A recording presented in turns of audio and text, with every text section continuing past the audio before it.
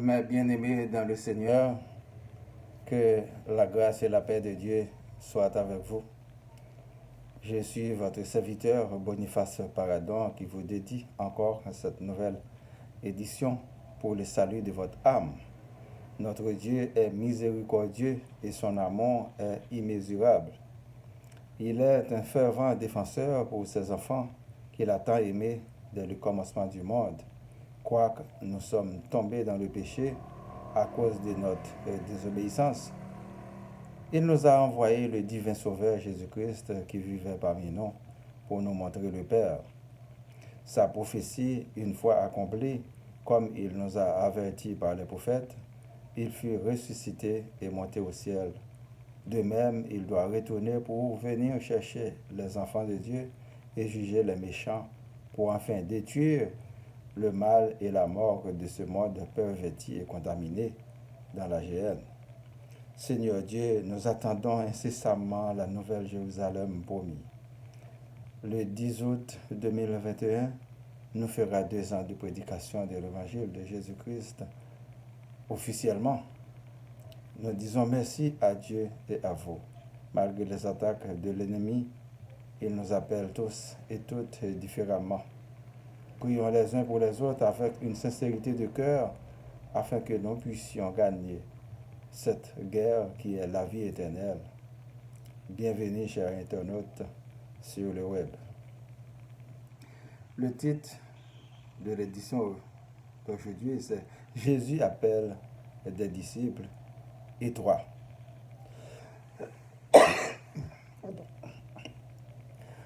Marc 1, verset 16.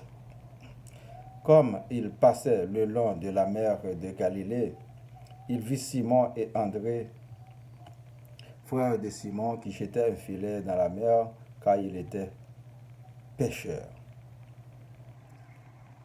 Verset 17, 18, 19, 20.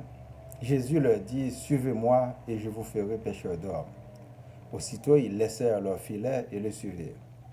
Étant allé un peu plus loin, il vit Jacques, fils de Zébédée, et Jean, son frère, qui eux aussi étaient dans une barque et réparaient les filets. Aussitôt, il les appela et, laissant leur père Zébédée dans la barque avec des ouvriers, ils le suivirent. Pour la prédication, l'appel du Seigneur est souvent discret et surprenant. Quelle que soit votre activité dans la vie, il peut vous appeler, et ceci momentanément, sans délai aucun.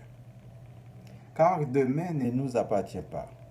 Des fois, nous étions sur une mauvaise pente et même en danger de mort spirituelle et physique. Ce n'est plus le moment de regarder en arrière. Il faut nous faire changer pour le meilleur. Il va nous faire changer pour le meilleur.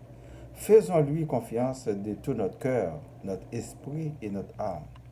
Avec sa puissance, il nous délivrera. Le moment fut venu à ce que Jésus réunisse des gens autour de lui pour la mission. Le but, c'est de former des disciples pour les enseigner et les former pour la continuité, pour la propagation de la bonne nouvelle et la noce du royaume de Dieu. Il appela Simon et André, puis Jacques et Jean pour la mission. Leur métier était pêcheur. Désormais, ils pêchaient des âmes pour le royaume de Dieu. Au premier abord, ils ne savaient absolument rien, mais dans leur période d'apprentissage, ils apprirent que la nouvelle vie, qui est un changement en profondeur dans leur cœur et dans leur aptitude. N'importe quelle personne qui se repent doit divorcer avec les choses anciennes. Elle est une nouvelle créature en Jésus-Christ, à ne pas confondre avec la conversion, qui est le plus souvent le changement d'une religion à une autre, ou quelqu'un qui rentre dans une religion. On doit donner nécessairement la première place à Dieu dans tout ce qu'on fait. Et c'est à ce moment qu'on ne peut pas oser faire ce qui ne plaît pas à Dieu, parce qu'on vit pour lui et en lui. Les scandales de nos jours nous font voir la différence entre les dirigeants de certaines religions qui participent dans une série de complots d'assassinat et de manipulation au nom de Dieu et une personne repentie qui vit pour Dieu. Tu ne tueras point, nous dit l'un des commandements de Dieu. Jean 14, verset 1. Que votre cœur ne se trouble point. Croyez en Dieu et croyez en moi. Arrêtons d'agir en traite et de Judas contre nos prochains. Trop de crimes et de manipulations sous la couverture de la religion ne sauve pas. Ouvrez vos yeux. En suivant Jésus, vous n'êtes pas obligé d'abandonner votre métier, vos activités économiques. Au contraire, vous allez trouver le génie du savoir-faire pour faire éclater la gloire de Dieu. Vous allez pouvoir pratiquer l'amour, la sagesse et la justice